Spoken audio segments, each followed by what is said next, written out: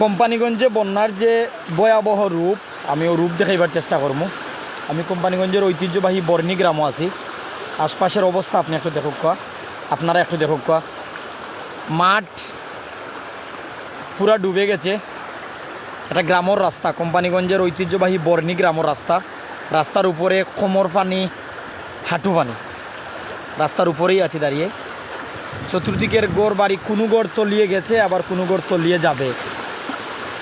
তবে পাহাড়ি ডল নামা অব্যাহত রয়েছে। এখন পর্যন্ত পাহাড়ি ডল নামা বন্ধ হয়নি। আমি নিজেও প্যান্ট খুলে লঙ্গি পরে বাহির হয়েছি শুধু রাস্তা পাড়ি দেওয়ার জন্য।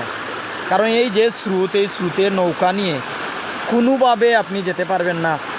এই রাস্তার পাশ দিয়ে আপনার নৌকা হয়তো ডুবে যাবে, নয়তো অনেক দূরে চলে যাবে। আমি ক্যামেরার সামনে গেলে দেখাইতাম পারবো। আমরা এলাকার যে বিদ্যালয়গুলো, বিলাজুর সরকারি প্রাথমিক বিদ্যালয়, তার পাশাপাশি বন্যী সরকারি প্রাথমিক বিদ্যালয়, বন্যী মাদ্রাসা, শিক্ষকগণ বিভিন্ন জায়গা থেকে এসেছিলেন, যারা লজিংয়ে থাকেন বা অন্যান্য জায়গায় থাকেন, তারা বর্তমান অবস্থায় গিয়েছেন ঠিকই, কিন্তু কোনো ছাত্র পাননি, কোনো ছাত্রী পাননি। এই সময়ে ছাত্রছাত্রী আসবে বা কোথা থেকে? এই যে পানির ঢেউ, এই তাণ্ডব, এই বইয়ের সময় কি কোনোভাবে একটি ছাত্রছাত্রী নৌকা করে আসতে পারবে? আসলে গোয়াইনঘাট, কোম্পানিগঞ্জ, জৈন্তাপুর, বিশ্বনাথ নিম্নাঞ্চল অনেকটা প্লাবিত। সুরমা, কুশিয়ারা, সারি নদী, পিয়াইন নদী, দোলাই নদী, নদীর পানিগুলো বৃদ্ধি পাচ্ছে। আর হেঁটে যাওয়া অনেক কষ্টসাধ্য ব্যাপার।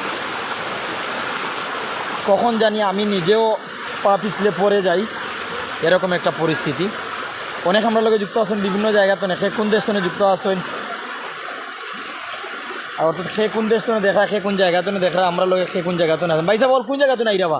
আমরা সে ওই মাথা থেকে আসতেছি ভাই। বাড়ি কোন জায়গা?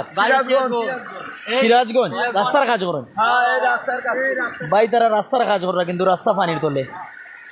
অনেক আমরা লোকে যুক্ত আছেন বিভিন্ন জায়গাতে, অর্থাৎ যারা এই এলাকার মানুষজন বিভিন্ন জায়গায় থাকেন, তারা ওই দেখো আইরা কিতা অবস্থা, বিজে যাওয়া লাগবো, কোমর পানি।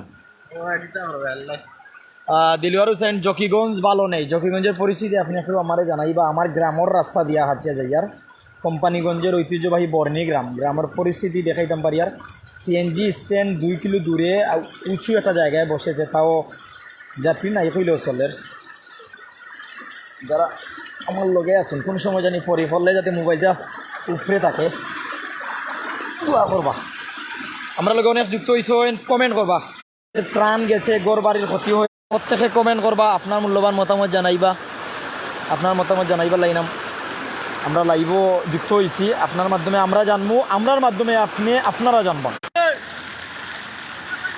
রাস্তার পরিস্থিতি দেখাইছিলাম, আসলে নেটওয়ার্ক স্লো, বন্যা পরিস্থিতি।